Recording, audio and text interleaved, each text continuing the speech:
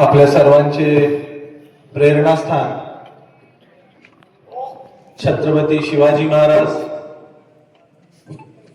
ज्या छत्रपती शिवाजी महाराजांचं हिंदवी स्वराज्याचं स्वप्न अटके पार नेऊन ज्यांनी स्वराज्यामध्ये रूपांतरित केलं ते सुभेदार मल्हारराव होळकर।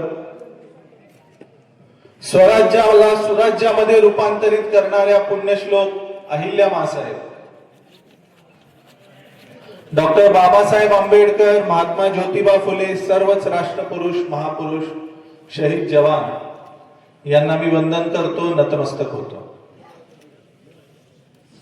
या व्यासपीठावर उपस्थित सर्वच सन्माननीय गण, आमचे माजी आमदार रमेश अप्पा शेंडगे आहेत, जयसिंग तात्या आहेत, दोडतले साहेब आहेत, बोराडे साहेब आहेत, सर्वच आपण तोला मोलाची माणसं आहात। सगळ्यांची नावं आता मी इथे घेणार नाही, आपल्याला वेळेचं बंधन आहे। आपल्या सर्वांना माझा नमस्कार। त्याचबरोबर इकडच्या बाजूला मंचावर बसलेले आमच्या होळकर कुटुंबातील सर्व सदस्य, त्याचबरोबर विविध सरदार घराण्यामधून आलेले आपण सर्वजण, राज्याभिषेक महोत्सव समिती जी आता या वर्षापासून सक्रिय पद्धतीने काम करणार आहे, त्या राज्याभिषेक महोत्सव समितीचे महाराष्ट्रामधून आणि देशाच्या विविध राज्यातून आलेले माझे सगळे मित्र आणि बांधव, वावगावचे माझे ग्रामस्थ, मी स्वतःला या वावगावचाच नागरिक समजतो, त्यामुळे तुम्ही आम्ही सगळे आपण घरचे आहोत। त्याचबरोबर विशेष करून इथं वावगाव आणि परिसरामध्ये राहणारे थिटे कुटुंबातील, आता थिटे घराण्याचं का विशेष महत्व आहे तर हे थिटे जे वावगावच्या परिसरात आहेत ते आमच्या महाराजा तुकोजीराव होळकर यांच्याकडे अंगरक्षक होते आणि त्यांच्या अनेक पिढ्या। अंगरक्षक कोण असतो? ज्याच्यावर अत्यंत विश्वास असतो। त्यामुळे हे थिटे कुटुंबाचं या होळकर घराण्याबरोबरचे जे संबंध आहेत आणि जे ऋणानुबंध आहेत ते अनेक वर्षाचे। त्यामुळे त्या थिटे कुटुंबातील आणि वावगावमध्ये असलेले इतरही कुटुंब, सुर्वे असतील, बाकीची मंडळी असतील, भागवत असतील, ज्यांचे जुने ऋणानुबंध आहेत, त्या सगळ्यांचं सुद्धा मी इथं स्वागत करतो। थोडस मला तसं स्क्रिप्टेड बोलायची सवय नाहीये, माईक हातात घेतला की बिनधास्त बोलून जायचं जे मनात असेल ते, पण काही मुद्दे राहून जातात आणि ह्या वर्षीचं जे कार्यक्रमाचं महत्व आहे ते अत्यंत महत्वाचं आहे, कारण आपल्याला पुढची रूपरेषा ठरवायची। त्याच्यामुळे मी थोडा तुमचा वेळ घेईन, त्याबद्दल आधीच दिलगिरी व्यक्त करतो, पण आपल्याला काहीतरी चांगलं घडवायचं आहे, त्यामुळे तुम्ही शांततेनं थोडंसं ऐकून घ्याल ही अपेक्षा।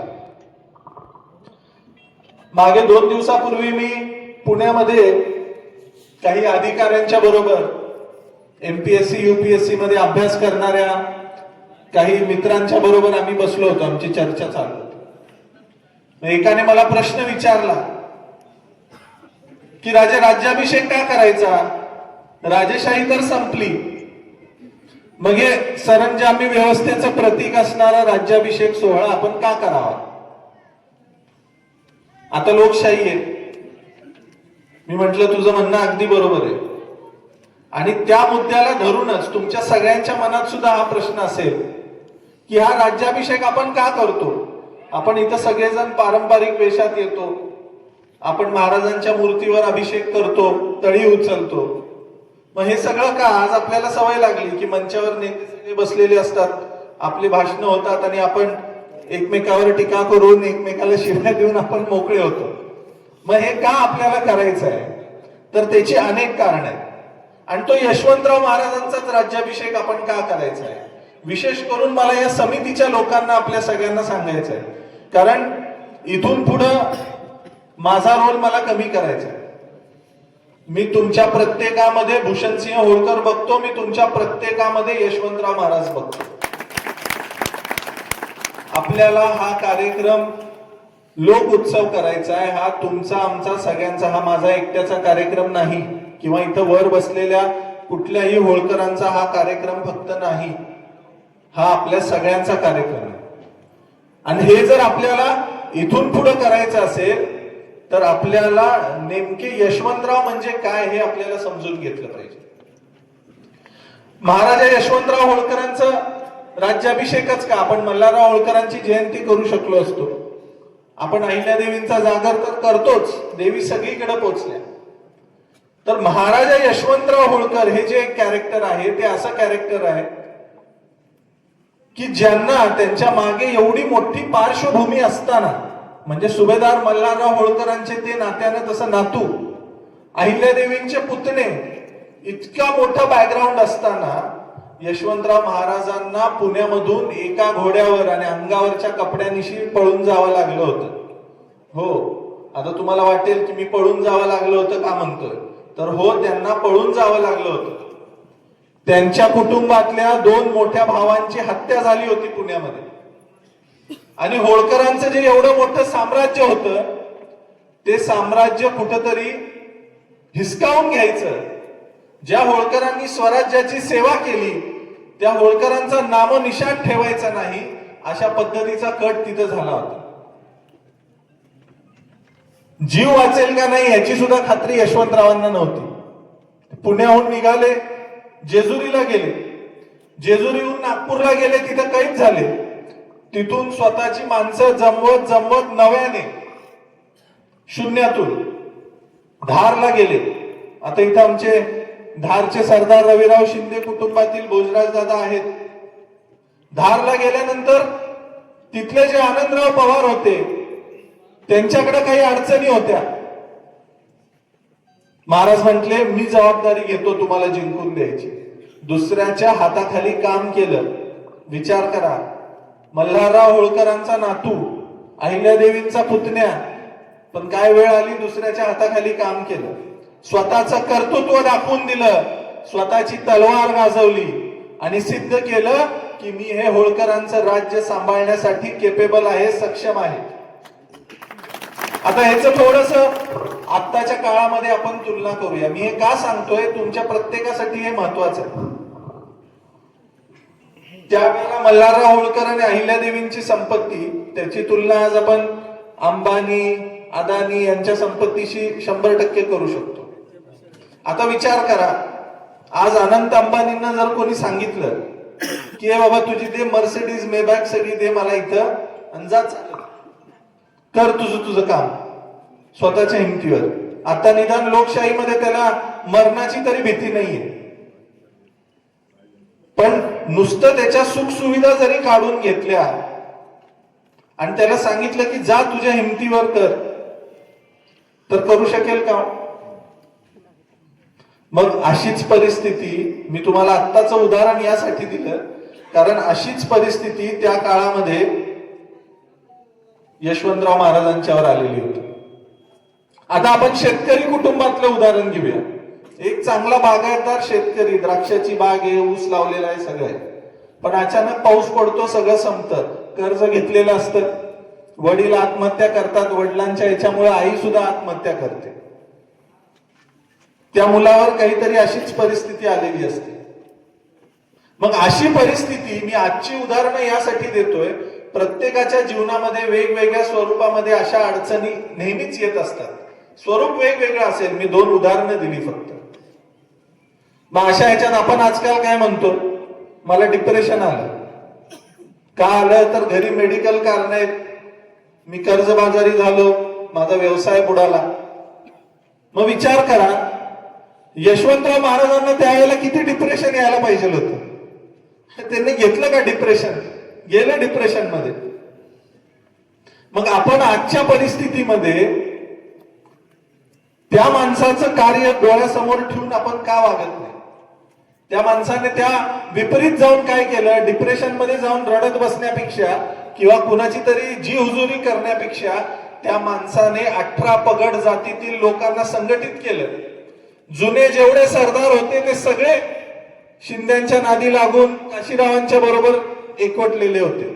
यशवंतराव महाराजांनी स्वतःची नवीन टीम बनवली. स्वतःच्या संघटनामध्ये 18 पगड जातीतील, आता इथं फार जातीचा आजकाल महाराष्ट्रात चाललंय, बोंबा बोंब सगळीकडे, हा अमक्या जातीचा, तो तमक्या जातीचा. त्यावेळेच्या लोकांनी केलं का हो? आता आपण हिंदुत्व म्हणतो, 100% हिंदुत्व गरजेचं आहे, पण यशवंतराव महाराजांच्या सैन्यामध्ये 50%च्या वर मुसलमान सेना होती. आमिर खान, टोपचा नवाब, बांदाचा नवाब कोण होते हे लोक? भवानी शंकर बक्षी, अनेक नवीन नवीन लोक घेतली. त्याचबरोबर सरदार महाडिक होते मराठा समाजातून, वंजारी समाजातून सरदार आव्हाड होते. किती नावं घेता येतील. त्यावेळेला जातीचं ज्याच्या मनगटात बळ आहे, जो पराक्रम गाजवू शकतो. आता थिटे कंपनी कोण आहेत? अंगरक्षक होते. ह्याच्यात जातीचा प्रश्नच येत नाही. ज्याच्या मनगटात बळ आहे, जो कर्तृत्व गाजवू शकतो, जो पराक्रम करू शकतो, तो प्रत्येक माणूस महत्वाचा. आणि कर्तृत्वावरच माणूस मोठा होत असतो. त्यामुळं मी इथं असं म्हणणार नाही की जात महत्वाची नाहीये, पण आजची महाराष्ट्राची परिस्थिती पाहत असताना थोडस हे इथं बोलणं संयुक्तिक मला वाटलं, म्हणून मी इथं बोलतो. पुढे जाऊन यशवंतराव महाराजांनी काय केलं? टीम लीडर कसा असतो ते दाखवून दिलं. त्याचं उत्तम उदाहरण आहे हडपसरची लढाई. नाहीतर आजकाल काय होते, मी नाही बाबा तुझा पुढं कर, मी आहे मागणे येतो, आधी सगळी भांडणं मिटू देत, मग मी आपलं कडक खादीचे कपडे घालून मस्त येतो. मार खायला कार्य करते, केसेस घ्यायला अंगावर कार्य करते. नेता मस्त, नंतर काय झालं, पोलीस स्टेशनला का, बरोबर चला जाऊ. हडपसरची जेव्हा लढाई होती, त्या हडपसरच्या लढाईमध्ये महाराजा यशवंतराव होळकरांच्या समोर 45,000चं सैन्य होतं. महाराष्ट्रातले सगळे मोठे मातब्बर सरदार एका बाजूला होते पेशव्यांच्या आदेशाखाली. यशवंतराव महाराज एकटे होते. त्यांच्या बरोबर फक्त रहमतपूरचे माने होते. इथं कुणाचा द्वेष नाहीये. यशवंतराव महाराजांनी पेशव्यांचा जरीपटक्याचा मान राखला. पहिले 15 गोळे तोफेचे झेलले अंगावर. ज्या वेळेला ते 15 गोळे पडले, त्यावेळेला सेना घाबरली. इतकं ट्रेंड सैन्य समोर, दौलतराव शिंदेचं पेशव्यांचं सैन्य आहे. आता काय करावं? आता सैन्याला उत्साह कसा आणायचा? यशवंतराव महाराज दोन्ही हातामध्ये तलवार घेऊन घोड्याची लगाम सोडून स्वतः बेभान सुटले समोर सैन्यामध्ये.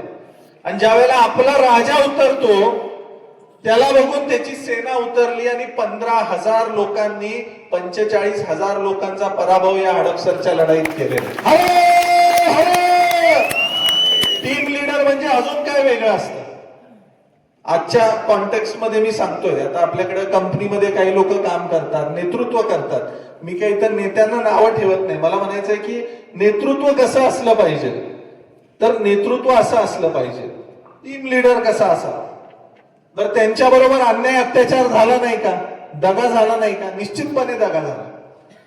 त्यांच्यावर विष प्रयोग झाले. जवळच्या लोकांनी त्यांना त्रास दिला. कोणी साथ दिली नाही. पण यशवंतराव महाराज एका विचाराला बांधील होते. आणि तो विचार, पहिला विचार त्यांचा हा होता की मला माझं राज्य, जे माझ्या पूर्वजांनी रक्त आणि घाम गाळून उभं केलेलं आहे, ते राज्य मी असंच जाऊ देणार नाही. मला माझं राज्य उभं राहायचं. आणि मग त्यांनी 6 जानेवारी 1799 रोजी स्वतःला राज्याभिषेक करून घेतला. तुम्ही देत नाही ना मला सरदारकी? आता प्रत्येक जण मला विचारतो, तुम्ही कसले महाराजे? सगळे सरदार. पण मला सगळ्यांचा मान राखून मला त्यांना हे सांगायचं आहे की महाराजा यशवंतराव होळकरांना सुभेदारी नाकारली होती. त्याच्या आधी आम्ही अभिमानाने सांगतो, सुभेदार मल्हारराव होळकर हे पेशव्यांचे सुभेदार होते, छत्रपतींचे सुभेदार होते. सुभेदार तुकोजीराव होळकर हे पेशव्यांचे सुभेदार होते, छत्रपतींचे सुभेदार होते. निश्चितच आम्हाला छत्रपती शिवाजी महाराजांचा अभिमान आहे. तेव्हाही होता, आजही आहे, सगळ्या पिढ्यांना होता. पण यशवंतराव महाराजांच्यावर त्यावेळेच्या परिस्थितीमध्ये बाजीराव पेशव्यांनी त्यांना सुभेदारी नाकारली. त्यांनी स्वतःच्या कर्तृत्वावर दाखवून दिलं, तुम्ही देत नाही ना, चला मी स्वतः राजा होतो. आणि 6 जानेवारी 1799 रोजी स्वतःच्या हिमतीवर, तलवारीच्या जोरावर स्वतःचा राज्याभिषेक करून घेतला. म्हणून महाराजा यशवंतराव होळकर आपल्याला महत्वाचे. आज आपण काय करतो? नाही मला संधी दिली, जाऊ दे आता, कुठं कशाला. पण उमेद सोडून देणे, जिद्द सोडून देणे, हे आपल्याला करायचं नाहीये. म्हणून यशवंतरावांचा राज्याभिषेक आपल्याला साजरा करायचा. हिंदुत्वाबद्दल आज प्रचंड बोललं जातं. होळकर घराण्याच्या पुढे जाऊन हिंदुत्व कोणी सांगेल असं मला वाटत नाही. पुण्यश्लोक अहिल्यामाँ साहेबांनी संबंध देशामध्ये अनेक मंदिरांचा जीर्णोद्धार केला. खऱ्या अर्थानं हिंदुत्वाची जी भावना होती आणि आपला जो धर्म होता त्याला टिकवण्याचं काम माँसाहेबांनी केलं. पण परिस्थिती जशी बदलते, काळ बदलतो, तसं आपल्याला सुद्धा बदलावं लागतं. यशवंतराव महाराजांच्या वेळेला देशासमोर वेगळं संकट होतं. इंग्रज भारतामध्ये आलेले होते आणि या इंग्रजांना पळवून लावायचं होतं. पैसा नव्हता. मग यशवंतराव महाराजांनी काय केलं? यशवंतराव महाराजांनी ज्या ज्या देवस्थानांना देवींनी निधी दिला होता त्यांना रिक्वेस्ट केली की तुम्ही आता लढाईला गरज आहे पैशाची, तुमच्याकडनं आम्हाला मदत झाली पाहिजे. कारण जर राष्ट्र टिकलं तर धर्म टिकेल. त्यामुळे राष्ट्र प्रथम, आणि ही जी राष्ट्रीयत्वाची भावना आहे यशवंतराव महाराजांची, ती आपल्याला अंगीकारली पाहिजे. आज सुद्धा आपण प्रांत, भाषा, धर्म ह्याच्यामध्ये विभागलेलो आहोत. राष्ट्र प्रथम ठेवून यशवंतराव महाराजांनी जे काम केलं ते आपल्याला इथून पुढे करायचं. त्यामुळे अनेक उदाहरणं आहेत. होळकरांचं सैन्य यशवंतराव महाराजांनी सगळ्यात अद्यावत केलं. आज आपण जितकं पारंपरिक पोशाख या गोष्टींना महत्व देतो तितकंच आपण काळानुरूप बदल करून मॉडर्नाइज सुद्धा झालं पाहिजे. ही सुद्धा शिकवण यशवंतराव महाराजांचीच आहे. नेपोलियनचं उदाहरण दिलं जातं, पण यशवंतराव महाराजांनी नेपोलियनच्या पुढे जाऊन इंग्रजांना या भारताच्या मातीमध्ये पराभूत केलं. पण नेपोलियन सगळ्या जगाला माहिती, यशवंतराव माहिती नाही. त्यासाठी हा राज्याभिषेकाचा कार्यक्रम, जेणेकरून यशवंतराव सगळ्यांना कळले पाहिजे. छत्रपती शिवाजी महाराजांच्या नंतर श्रीशंकर आज्ञेने स्वतःचं राज्य ज्यांनी शून्यातून निर्माण केलं तो माणूस म्हणजे यशवंतराव होळकर. म्हणून यशवंतरावांचा राज्याभिषेक आपल्याला इथं साजरा करायचा आहे. आणि महाराष्ट्रातल्या, देशातल्या सगळ्या वंचित उपेक्षित घटकांना, जे दुर्लक्षित आहेत, ज्यांना असं वाटतं की मी काय करू शकत नाही, मी एका मागासलेल्या कुटुंबात जन्मलो, एका मागासलेल्या जातीत जन्मलो, मी एका उच्च जातीत जन्मलो, मला आरक्षण नाही म्हणून मला अडचणी येतात, असं ज्यांना ज्यांना वाटतं त्या सगळ्यांसाठी, सगळ्या जाती जमातींसाठी आणि आपल्या प्रत्येकासाठी यशवंतराव महाराज ही प्रेरणा आहे की ज्याला स्वतःच्या जीवनाची गॅरंटी नव्हती, मी जगेन का मरेन माहित नव्हतं, त्या प्रत्येक माणसासाठी म्हणजे अशा पद्धतीने यशवंतरावांनी राज्य उभारलं की ते प्रत्येकासाठी प्रेरणा आहे. म्हणून हा राज्याभिषेकाचा जो कार्यक्रम मी जी सुरुवात केली की ही एक नुसती सरंजामी व्यवस्था नाहीये. इथं येऊन आपण मूर्तीचा अभिषेक करतो, कर्मकांड करतो, हे काय सरंजामीचं प्रतीक नाही, तर त्या महान पुरुषाचं, यशवंतराव महाराजांच्या विचाराचा जागर करण्यासाठी आणि त्यांचे विचार आज आपल्याला आचरणात आणण्यासाठी आपल्याला हा राज्याभिषेक करायचा आहे. त्यामुळे हा तुमचा, आमचा, प्रत्येकाचा कार्यक्रम आहे. यंदाचं वर्ष हे महाराजा यशवंतराव होळकरांचं 250वं जयंती वर्ष. त्यामुळे ह्या वर्षी आमचा एक मानस होता आणि याच विचाराला घेऊन तुमच्या सगळ्यांच्या सोबतीने आपण हे मागचे 5 वर्ष जे कार्यक्रम केले त्याचा हेतू हाच होता की ज्या यशवंतराव महाराजांची ही जन्मभूमी आहे वाफगाव, त्या जन्मभूमीचं संवर्धन झालं पाहिजे. मागच्या 5 वर्षामध्ये तुम्ही सर्वांनी मला साथ दिली.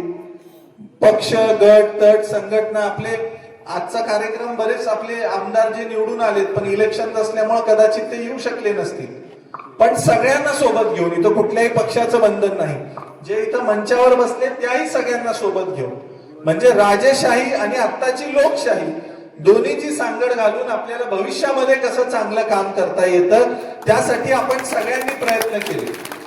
आणि ह्याचं फलित असं झालं की मागच्या 2 वर्षापासून आपला हा वाफगावच्या किल्ल्याचं संवर्धन होतं. महाराजांच्या 250व्या जयंतीच्या निमित्तानं येत्या वर्षभरामध्ये हे संवर्धनाचं आपलं काम निश्चितपणे पूर्ण होईल. आता किल्ल्याचं संवर्धन करून मला काय फायदा आहे, माझ्या घरात काय येणार, असा प्रत्येकाला प्रश्न पडत असेल. पण ह्या वास्तूमध्ये आल्यानंतर, त्या महापुरुषांचं वास्तव्य ज्या इमारतीत झालं त्या इमारतीमध्ये आल्यानंतर त्यांच्या विचारांचा जागर होतो, त्यांचे विचार आपल्याला आत्मसात करता येतात आणि नवीन वर्षाच्या सुरुवातीला एक प्रेरणा घेऊन आपल्याला कामाला लागता येतं. म्हणून आपण या संवर्धनाच्या कामाला सुरुवात केली. संवर्धन चांगल्या पद्धतीने चालू आहे. आपल्या सगळ्यांच्या ताकदीमुळे, मागच्या 5 वर्षाच्या आपल्या सर्वांच्या प्रयत्नामुळे महाराष्ट्र शासनाने सुद्धा याची दखल घेतली. मागच्या 2 वर्षापूर्वी आदरणीय शरद पवार साहेबांना मी इथं घेऊन आलो होतो किल्ल्यामध्ये. रयतच्या शाळेचा प्रश्न होता, ते स्वतः इथं आले होते, ग्रामस्थ उपस्थित होते, आपण सगळेजण होतो. त्यांनी हा किल्ला पाहिला, त्याचं महत्व समजावून सांगितलं आणि मग सरांनी पवार साहेबांनी सांगितलं की राजे तुम्ही जे म्हणताय ते अगदी योग्य आहे, आपल्याला हे करायचं आहे, तुम्हाला मी याच्यात कुठली अडचण येऊ देणार नाही. जसा शब्द दिला होता, आता तुम्ही म्हणाल मी पक्षाची बाजू घेत नाही, पुढे ऐकून घ्या. जसा शब्द दिला होता तसं त्यांनी कामही केलं. रयतचे विषय ते मार्गी लावतायत. त्याच्यानंतर अजितदादा आणि पवार साहेब दोघांनी सांगितलं बाबा जे काही निधी लागेल तोही आम्ही देऊ. दादांनी पहिल्यांदा 7.5 कोटी पहिल्या वर्षात दिले, परत आता 7.5 कोटी मिळाले. आपल्याला जे काही पैसे लागणार आहेत दादांनी सांगितले राजे तुम्हाला मी कुठलाही 1 रुपया सुद्धा कमी पडू देणार नाही. किल्ल्याचं काम चांगल्या पद्धतीनं चालू राहील. माननीय मुख्यमंत्री देवेंद्रजी सुद्धा वेळोवेळी स्वतः फोन मेसेजच्या माध्यमातून याची चौकशी करतात आणि त्यांनी सुद्धा आश्वस्त केलेलं आहे की राजा इथे काही अडचण आली तर आम्ही निश्चितपणे तुमच्या पाठीशी राहू. आणि हे काम पुरातत्व खातं करतंय. त्यामुळे आर्किओलॉजीचे जे वहाने साहेब आहेत, आमच्या अर्चना देशमुख मॅडम असतील आणि त्यांची संपूर्ण टीम असेल, हे सगळे लोक सुद्धा जातीनं या किल्ल्याकडे लक्ष घालतायत. तुम्ही जर आता इथं राजसत्रेत पाहिलं, आता आपल्याला बसायला थोडी अडचण होतीये. आपलं जे मूळ स्टेज आहे ते आता जो पडदा लावलाय त्याच्या मागे आता मी उभारलोय ना, माझ्या खाली कारंजा आहे. इथे एक मोठा कारंजा आहे, ज्या स्टेजवर आम्ही बसलोय आता इथे एक कारंजा आहे आणि ह्या पडद्याच्या मागे आपलं मूळ स्टेज आहे. मागच्या 5 वर्षात तुम्ही लोक जेव्हा यायचा तेव्हा मी आता ज्या लेवलवर उभारलोय ह्याच्यावर जवळजवळ 2-2.5 फूट माती होती. म्हणजे हे सगळं जमिनीच्या खाली होतं. आता तुम्हाला मागे षटकोनी कारंजा सुद्धा बघायला मिळेल. काही मंडळी तिथं बसलेली आहेत. समोर तुम्हाला या ज्या फरशा दिसत आहेत, तर हे जे या वाड्याचं मूळ रूप होतं ते मागच्या 2 वर्षात आपण पुढे आणण्याचा प्रयत्न या माध्यमातून केलाय. आणि त्याच्यात आर्किओलॉजी, आर्किटेक्ट, जे काम करणारे कॉन्ट्रॅक्टर्स आहेत ते अत्यंत जातीने लक्ष घालतात. मी स्वतः माझ्या फ्रिक्वेंट व्हिजिट्स असतात, त्यामुळे अत्यंत सुंदरपणे हे काम चालू आहे. ह्याच बरोबर तुम्ही वावगावला येत असताना तुम्हाला तर त्रास झाला असेल, रस्त्याचं काम चालू होतं. तो रस्ता सुद्धा याच किल्ल्यासाठी त्याच वेळेला दादांनी 240 कोटी देऊन मंजूर केला. आताचे आपले खेडचे जे माजी आमदार आहेत दिलीप अण्णा मोहिते, ते आता आले नाहीत, त्यांची तब्येत बरी नाही, पण मोहिते अण्णांचं सुद्धा ह्याच्यात मोलाचं योगदान आहे त्या रस्त्यासाठी. त्यामुळे मी नेहमी सांगत असतो की चांगलं काम घेऊन जेव्हा आपण जातो पुढं त्यावेळेला सगळे लोक साथ देतात, सोबतीने उभे राहतात. आणि त्यामुळे आपल्याला रचनात्मक काम करायचं आहे. रचनात्मक काम जर करायचं असेल तर आपल्याला सगळ्यांना एक दिलानं सोबत येणं काळाची गरज आहे, गरजेचं आहे. आणि त्यामुळं हा जयंतीचा राज्याभिषेकाचा जो कार्यक्रम आहे तो आपण इथे घेत असतो. या सगळ्या प्रक्रियेमध्ये जर कुणाचा सिंहाचा वाटा असेल, ज्यांच्या सहकार्याशिवाय हे काम होऊच शकत नाही, तर तो माझ्या वावगावच्या ग्रामस्थांचा आहे. आता आपण सगळेजण म्हणतो जातीचं असं जातीचं तसं, पण मी तुम्हाला सांगू इच्छितो वावगाव मध्ये फक्त एक आमचे योगेश रावांचं घर आहे. बाकी सगळी मंडळी 18 पगड जातीतील आहेत. सगळेजण मराठा आहेत, इथं माळी आहेत, वंजारी आहेत, सगळे 18 पगड जातीतील लोक. पण जेवढं प्रेम तुम्ही आम्ही करतो यशवंतराव महाराजांच्यावर, जेवढं प्रेम तुम्ही करतो आम्ही करतो होळकरांच्यावर, तितकंच प्रेम या वावगावच्या प्रत्येक ग्रामस्थांचं या किल्ल्यावर आणि होळकर घराण्यावर आहे. त्यामुळे मला माझ्या या सगळ्या बांधवांना एकच सांगायचं आहे, किल्ल्याचं तर संवर्धनाचं काम चांगलं होतच आहे, तुम्ही सगळेजण पाहताय. पण येत्या 1-2 वर्षामध्ये आपली जी शाळा आहे, जिथं तुम्ही सगळेजण शिकलाय, ती शाळा सुद्धा आपल्याला अद्ययावत करायची आहे. आणि अत्यंत मॉडर्न हायटेक शाळा आपल्याला येत्या काळामध्ये बाहेर वावगाव वासियांसाठी आणि इथल्या विद्यार्थ्यांसाठी उभारायची. राज्याभिषेक समितीची आपण यावर्षी स्थापना केली. आता तुम्ही म्हणाल इतर संघटना आहेत तसंच हे एक संघटना आहे का? तर निश्चितपणे आपल्या समाजामध्ये, देशामध्ये अनेक संघटना आहेत जी अत्यंत चांगलं काम करत आहेत. पण या राज्याभिषेक महोत्सव समितीची जी रचना आहे ती आपण यासाठी केली की हा वावगावचा कार्यक्रम, यशवंतराव महाराजांचा विचार हा आपल्याला देशाच्या कानाकोपऱ्यामध्ये न्यायचा आहे.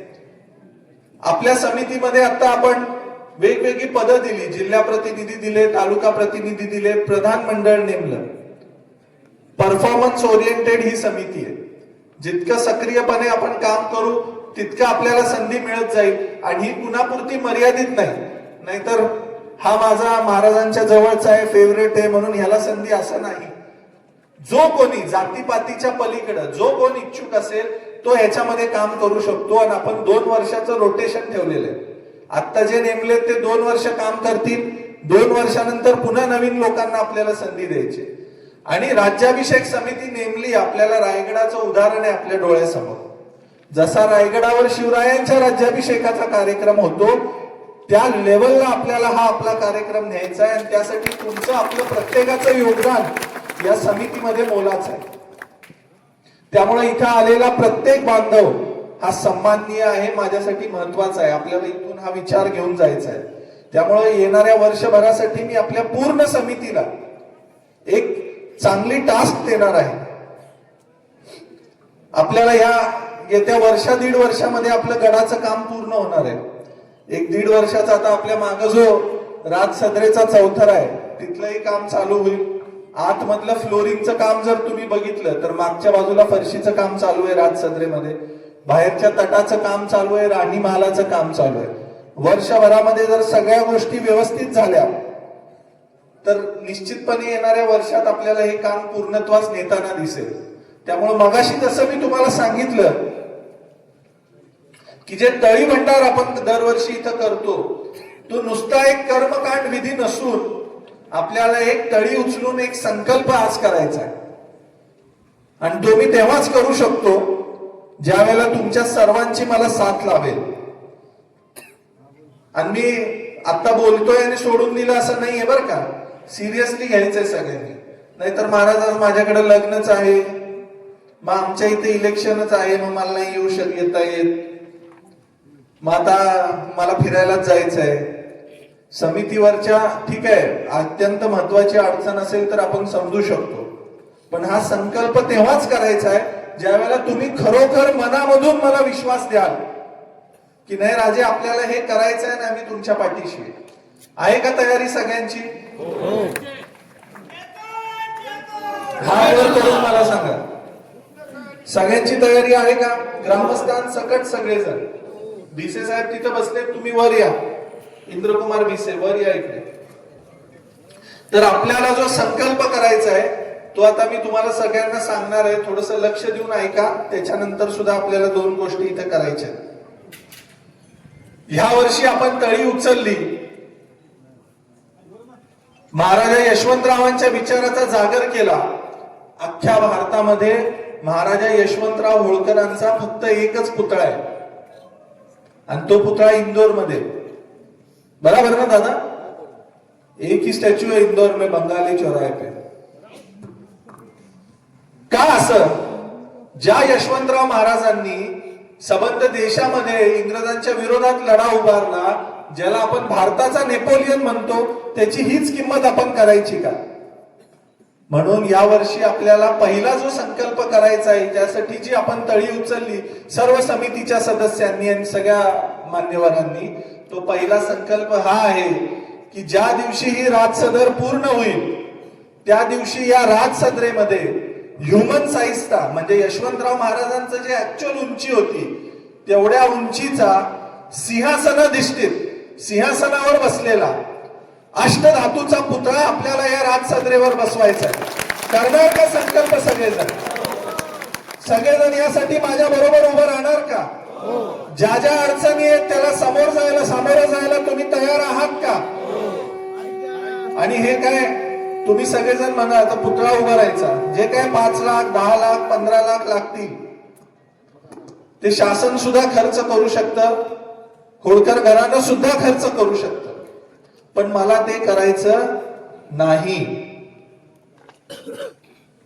महाराजांचा जो पुतळा आपल्याला या वाफगाव मध्ये उभा राहायचा आहे, सिंहासनाधिष्ठित पुतळा जो उभा राहायचा आहे आणि तो येत्या 1.5 वर्षातच उभा राहायचा आहे, तो पुतळा तुमच्या सगळ्यांच्या रक्ताने घामाने मिळवलेल्या पैशातून आपल्याला उभा राहायचा. प्रत्येकाने एक एक रुपये जरी दिला तरी सुद्धा आपण हे काम करू शकतो. आणि प्रत्येकाचा सहभाग, ज्या दिवशी तुम्ही इथं याल तो पुतळा बघाल त्या दिवशी तुमचं ऊर अभिमानाने भरून आलं पाहिजे की ज्या यशवंतराव महाराजांनी इंग्रजांना धडकी भरवली, पंजाब पासून ते कलकत्त्यापर्यंत आणि खाली कर्नाटकापर्यंत ज्यांनी संबंध हिंदुस्थान एकत्रित करण्याचा प्रयत्न केला, त्या महाराजा यशवंतराव होळकरांचं हे सिंहासन आहे आणि त्या महाराजा यशवंतराव होळकरांची ही सदर आहे आणि त्या महाराजा यशवंतराव होळकरांचं हे तख्त आहे. त्याच्यामुळे येत्या वर्षभरामध्ये आपल्याला प्रत्येक जिल्ह्यातून हे काम उभं करायचं आहे. ज्या वेळेला आपण महाराजांची मूर्ती इथं स्थापित करू त्यावेळेला आपल्याला यशवंतराव महाराजांची मिरवणूक संबंध महाराष्ट्रातून काढायची. कळू द्या संपूर्ण महाराष्ट्राला की यशवंतराव होळकर नावाचा सुद्धा एक योद्धा होता की ज्याने या भारत भूमीसाठी स्वतःला या मातीत काढून घेतलं, स्वतःच्या कुटुंबाचा विचार केला नाही, स्वतःच्या आरोग्याचा विचार केला नाही आणि स्वतःच्या या मातृभूमीसाठी वयाच्या 35व्या वर्षी या रणांगणावर तो धारातीर्थी पडला आणि त्याचं हे स्मारक आहे. दुसरा संकल्प जो आपल्याला करायचा आहे तो संकल्प हा आहे की ज्या यशवंतराव महाराजांनी राष्ट्रीयत्वाची भावना आपल्याला जाणवून दिली, राष्ट्रासाठी ते लढले, ते आपलं राष्ट्र म्हणजे हा भारत देश आणि या भारत देशाचा झेंडा त्याचबरोबर होळकरशाहीचं बाण निशाण, हे दोन ध्वज आपल्याला या किल्ल्यामध्ये 50 फुटाचा ध्वज आपल्याला उभारायचा आहे. भारत देशाचं प्रतीक असणारा आपला तिरंगा आणि होळकर घराण्याचं प्रतीक असलेलं लाल पांढरा ध्वज गडावर हे दोन निशाण आपल्याला इथं उभारायचे आणि गावच्या वेशीवर स्वराज्याचं प्रतीक असणारा भगवा ध्वज आपल्याला उभारायचा आहे. आणि याच्यासाठी मला विशेष करून माझे जे ग्रामस्थ आहेत त्यांना मला विनंती करायची आहे की ही टास्क आपण उचलूया. बाकीची ही मंडळी आहेतच, त्याचबरोबरीने आपण ती जबाबदारी उचलूयात जेणेकरून या ध्वजाच्या रूपाने आपल्याला इथं नवीन वेगवेगळ्या ऍक्टिव्हिटीज अशा करता येतील की पर्यटन वाढेल, परिसराचा विकास होईल, आपल्याला रोजगाराच्या अनेक संधी त्या निमित्तानं उपलब्ध होतील. येत्या काळामध्ये लाईट साऊंड शो करायचे, बऱ्याचशाच गोष्टी आपल्याला इथं या किल्ल्यामध्ये करायच्या आणि हे तुमच्या सगळ्यांच्या सहकार्याशिवाय शक्य होणार नाहीये. त्यामुळं हात वर करून एकदा घोषणा द्या, यळकोट यळकोट यळकोट यळकोट जय मल्हार. आता शेवटचे 2 मुद्दे राहिले ते बोलून मी थांबतो. आता सगळ्यांना भूक लागली असेल असं मला चेहऱ्यांवरून दिसायला लागलेलं आहे. समितीमधले जे लोक आलेत, आता यावर्षी आपण प्रातिनिधिक स्वरूपामध्ये प्रत्येकाला वेगवेगळी जबाबदारी दिली. काही लोकांनी भैरवनाथाच्या मंदिराचं पूजन केलं, ग्रामस्थांनी गावच्या वेशीचं पूजन केलं, काही इतर मंडळींनी आग तोफेचं पूजन केलं. तर मी जसं मगाशी सांगितलं की हा माझा एकट्याचा कार्यक्रम नाही, हा तुमच्या सगळ्यांचा कार्यक्रम आहे. इथं तुमच्याकडून या कार्यक्रमासाठी कुठलीही आर्थिक अपेक्षा कुणाला नाही, पण ह्या ज्या पूजनाच्या जबाबदाऱ्या आहेत त्या प्रत्येक जिल्ह्याच्या समितीनं प्रत्येक वर्षी स्वीकारायच्या आहेत तुमच्या स्वेच्छेनं की आम्ही हे काम करू, आम्ही हे काम करू. काही नाहीये, 5-10 रुपयाची फुलं आपल्याला व्हायची आहेत आणि ते पूजन करायचंय.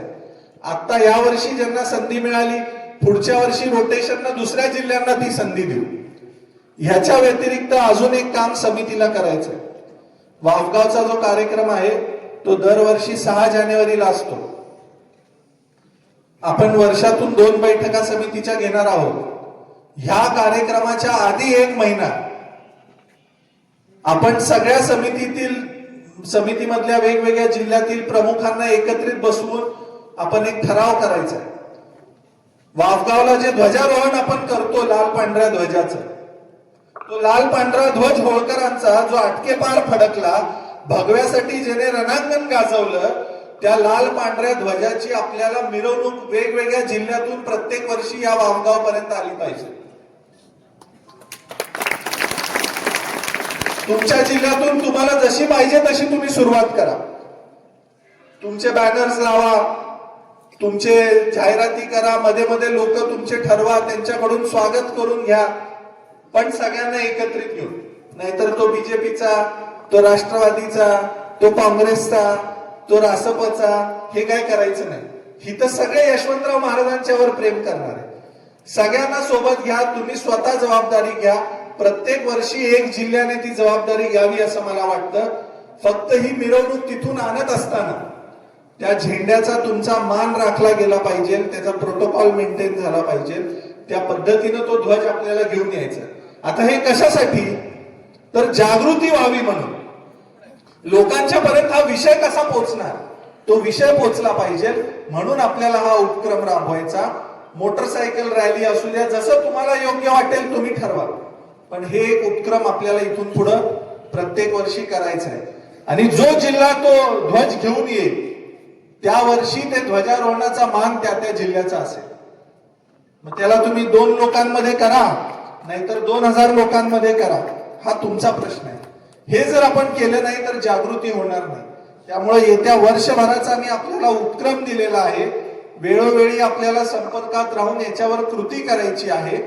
आणि येणाऱ्या वर्षभरामध्ये आपल्याला या सगळ्या गोष्टी कशा पूर्ण करता येतील ह्याच्यासाठी आपल्याला इथं प्रयत्न करायचा आहे, हे मी आपल्याला सांगू इच्छितो. आता फार वेळ मी आपला घेणार नाही. आजच्या या कार्यक्रमासाठी ज्या ज्या मंडळींनी प्रयत्न केले, वेगवेगळ्या जिल्ह्यातून आपण सगळे आलात, आपल्या सर्वांचे आभार. राज्याभिषेक समितीची जी व्यवस्थापनची टीम आहे, ज्यांनी 4-5 दिवस इथं राहून हे सगळं व्यवस्थित केलं, त्या सगळ्यांचेही मी आभार मानतो. माय सह्याद्री परिवार असेल, प्रेसवाले, मीडियावाले जे कोणी आले असतील त्यांचं, सोशल मीडिया टीम असेल ज्यांनी हे चांगल्या पद्धतीने सगळा उपक्रम लोकांपर्यंत पोहोचवला त्यांचं, मंचावर उपस्थित सर्वच मान्यवर, घराण्यातील विविध सगळे सरदार मंडळी, या सर्वांचंच मी आभार मानतो. आणि मी शेवटचं आपल्याला हे सांगतोय, मी इथून सगळा शेवटचा माणूस जाईपर्यंत मी इथून जाणार नाहीये. प्रत्येक जिल्ह्याची जी समिती आहे, प्रत्येक जिल्ह्याने आपल्या आपल्या जिल्ह्याच्या लोकांना घेऊन वर यायचं आहे. मला कळले पाहिजेत जिल्ह्यातले लोक, मी ओळखतो सगळ्यांना फेस टू फेस, पण प्रत्येक जिल्ह्यातले लोक मला माहिती पाहिजे. त्यामुळे प्रत्येक जिल्ह्याबरोबर आपल्याला एक ग्रुप फोटो घ्यायचा आहे. त्यामुळं तुम्ही शेवटचा माणूस जाईपर्यंत मी हलणार नाही. अत्यंत आरामात प्रत्येकाने मंचावर यायचं आहे, प्रत्येक जिल्ह्याच्या टीमने, आणि आपल्याला एक फोटो घ्यायचा आहे. ह्याच्यानंतर माझं बोलणं झाल्यानंतर आपल्याला 2 इव्हेंट करायचे. एक महत्वाचा विषय जो आहे तो आमचे बीडचे लक्ष्मण नजन सर आहेत. त्यांनी सुभेदार मल्हारराव होळकरांच्यावर अटकेचा रणसूर्य नावाचं एक पुस्तक लिहिलंय. आपण दरवर्षी या वाफगावच्या कार्यक्रमाच्या निमित्तानं आपल्या विविध ऐतिहासिक महापुरुषांवर लिहिलेली पुस्तकं असतील त्याचं अनावरण करत असतो. कारण हा प्लॅटफॉर्मच त्यासाठी आहे, नवीन नवीन लोकांना आपल्याला संधी द्यायची आहे. तर तो एक उपक्रम आहे. दुसरा उपक्रम आहे तो अहिल्यादेवींच्या वर एक तैलचित्र बनवलं गेलं. त्या तैलचित्राचं सुद्धा आपल्याला इथं अनावरण करायचं आहे. त्यामुळं माझं भाषण झाल्यानंतर गर्दी करू नका. सगळ्यात पहिले मी नजन सरांना वर बोलू, माझी विनंती आहे आपण यावर, जेणेकरून आपण ते मुखपृष्ठाचं त्याचं अनावरण करूयात. आणि त्याच्यानंतर तैलचित्राचं अनावरण, ते झाल्यानंतर इंदापूर मधून एक ताई आलेले आहेत, कुठे आहेत रेडके साहेब, त्यांचा एक सत्कार आपल्याला करायचा आहे. हे झालं की हा कार्यक्रम संपला असं आपण जाहीर करू. तुमच्या सगळ्यांच्यावर दिलेली जबाबदारी तुम्ही पार पाडाल ही अपेक्षा मी व्यक्त करतो आणि थांबतो. यळकोट यळकोट जय मल्हार, यळकोट यळकोट जय मल्हार. छत्रपती शिवाजी महाराज की जय.